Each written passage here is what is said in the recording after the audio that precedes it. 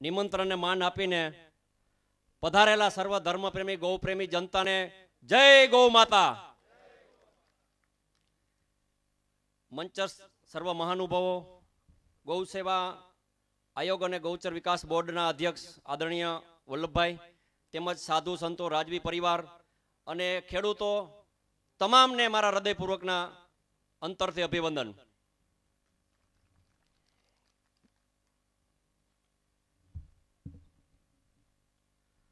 માનવ સંસ્કૃતિના વિકાસમાં જેમનું અગત્યનું યોગદાન હોય એવી માતા ગાય કે જે મનુષ્યના મોક્ષના દ્વાર ખોલનારી આજે દર દર રજડે છે, રખડે છે.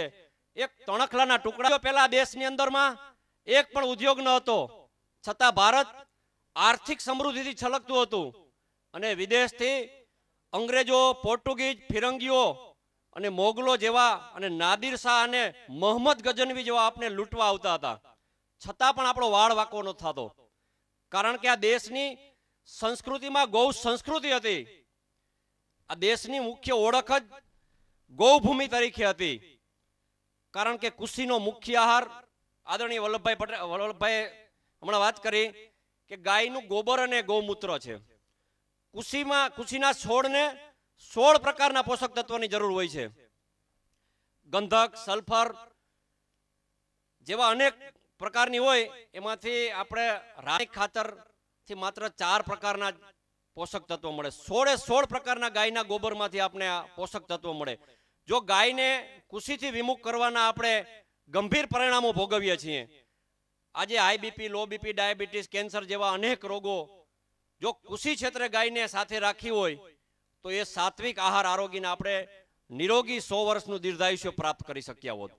પણ આપણે આપણી મિત રાખી અને વિદેશીઓના ગુણ પારખી અને સારી ઓલાદ, ગુજરાતની ગાયો સારી ઓલાદની લઈ અને શ્રેષ્ઠ પરિણામ પ્રાપ્ત કર્યા. હમણાં ઇઝરાયલની અંદરમાં એક મીર નામની ગાય હતી, એ ગુજરાતની જ હતી મૂળ, પણ ગુજરાતમાં એ પ્રથમ સ્થાન ન પામી, પણ લિમ્કા બુકમાં એ દુધાળ ગાય તરીકે પ્રથમ સ્થાન પામી. કારણ કે બ્રાઝિલના, આજે ન્યુઝીલેન્ડની અંદરમાં આવી અનેક ગાયો આપણે અહીંથી આપણે એક્સપોર્ટ કરી છે, પણ સારા પરિણામો આપણે પ્રાપ્ત કરવાથી વિશેષ એ લોકો કરી શક્યા છે. ખરેખર આનંદ થયો આ સાઈડમાં આવીને કે રાજવી પરિવાર તેમજ હકાભાઈ અને આ બધા વિસ્તારની અંદરમાં સારી ગાયો, ગીર ઓલાદની શ્રેષ્ઠ ઓલાદની ગાયો રાખે છે. નહીતર મને એવું લાગે છે કે આગામી સમયમાં પ્રજાને કાં તો મ્યુઝિયમમાં કાં તો મંદિરમાં ગાય જોવા મળશે. સમય દિન પ્રતિદિન ગાય પ્રત્યે કપરો છે. વૈદિક કાળથી લઈને વર્તમાન કાળમાં જો કપરામાં કપરો સમય હોય તો મારી દ્રષ્ટિએ હાલનો સમય છે. ગાય આપણા ધર્મોની અંદર ગુણગાન શા માટે ગાવામાં આવ્યા? ગાય આજીવિકા ક્ષેત્રે, આયુર્વેદ ક્ષેત્રે, ધર્મ ક્ષેત્રે, પર્યાવરણ ક્ષેત્રે, તમામ ક્ષેત્રે એમનું શ્રેષ્ઠ યોગદાન છે.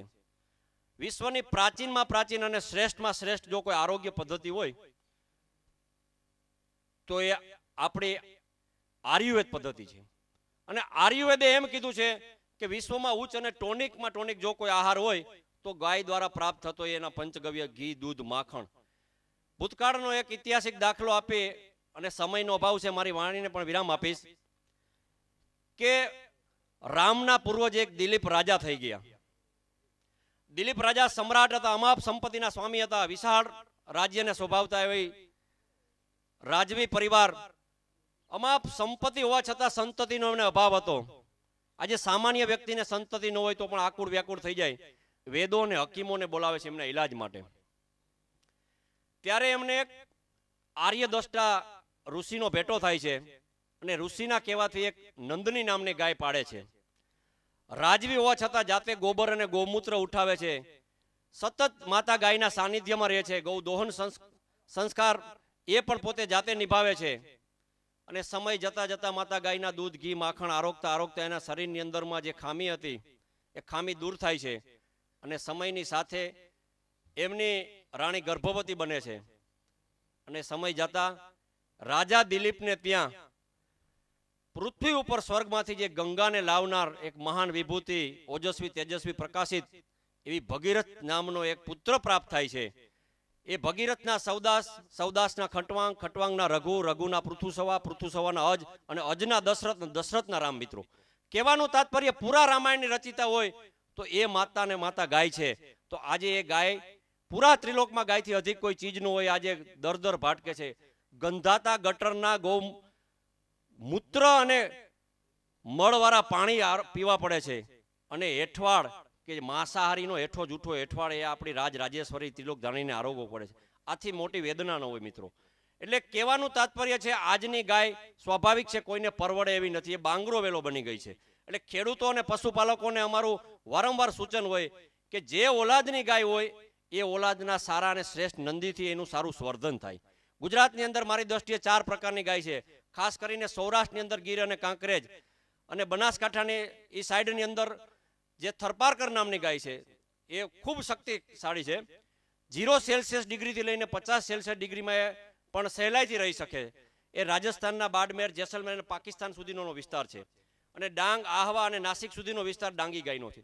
આ 4 પ્રકારની ગાયનું સારું સંવર્ધન થાય ને જે તે લોકો 4 પ્રકારની ગાયના દૂધનું આચમન કરે તો આ ગુજરાતની પ્રજાને 4 ધામની યાત્રા કરવાની જરૂર નથી મિત્રો.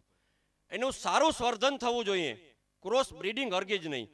જે ઓલાદનો ખૂંટ હોય એ ઓલાદની ગાયથી હોલ્સ્ટીન, જર્સી, એચએફ જેવા વિદેશી કાઉ ખૂંટથી એનું હરગીજ ક્યારેય પણ બ્રીડિંગ ન કરવું, નહીતર આ બાંગરો વેલો થઈ જશે. આજે કોમર્શિયલ બેઝ ઉપર પોતાના મા બાપ પણ પોતાને પરવડતા નથી, એમને પણ આપણે તર છોડી દઈએ છીએ અને એમને માવતર ઘરમાં છોડી આવી છે અનાથ આશ્રમમાં. તો આ ગાય આપને ક્યાં સુધી ધર્મના માધ્યમથી ક્યાં સુધી બચાવી શકાય? તો એનું સારું સંવર્ધન થાય. અને સિટીની અંદરમાં રહેતા હોય, એપાર્ટમેન્ટની અંદર, ટેર્નામેન્ટની અંદર એ ગાયનું દૂધ પીવાનો આગ્રહ રાખે જેથી કરીને પશુપાલકોને અને ખેડૂતોને પરવડે.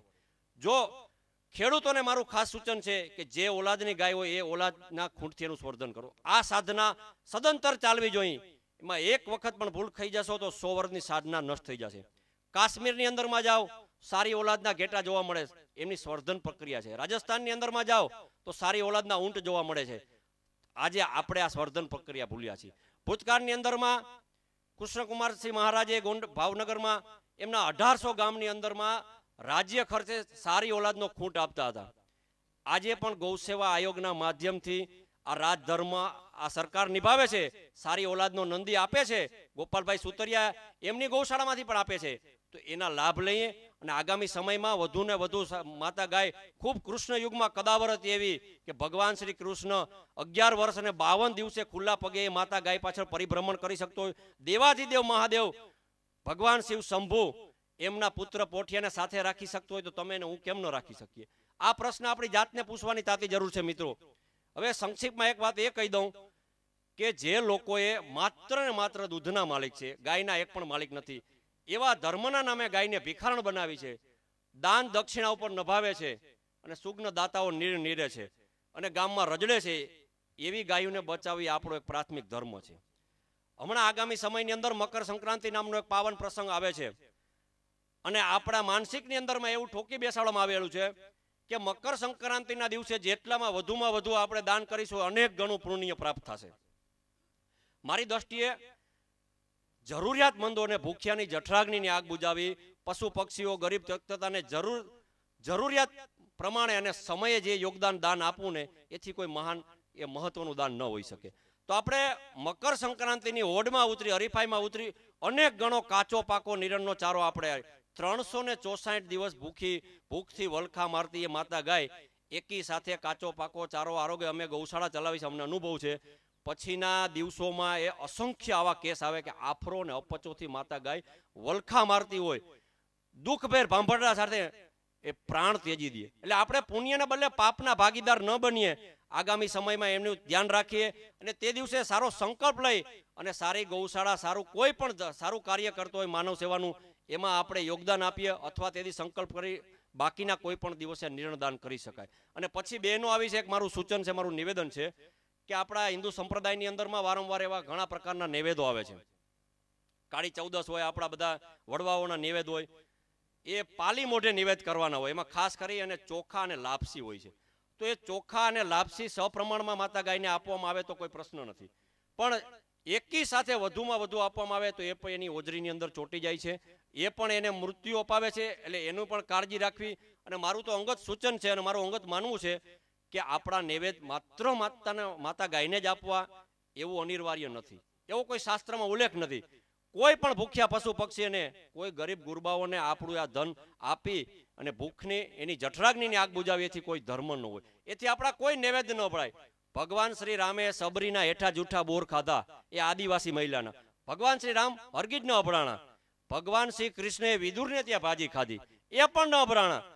અને ભગવાન બુદ્ધે વૈશાલીને આમ્રપાલીને ત્યાં ભોજન ખાધું. ભગવાન સ્વામિનારાયણે સંગ્રામ વાઘરીને ત્યાં ભોજન લીધું.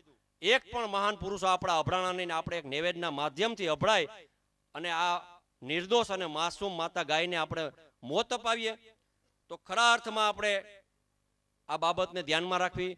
ઘણા વક્તા છે, સમયનો અભાવ છે. જે જ્ઞાન આપવામાં આવે, જ્ઞાનને આચરણમાં મૂકવાથી મોક્ષ પ્રાપ્ત થશે.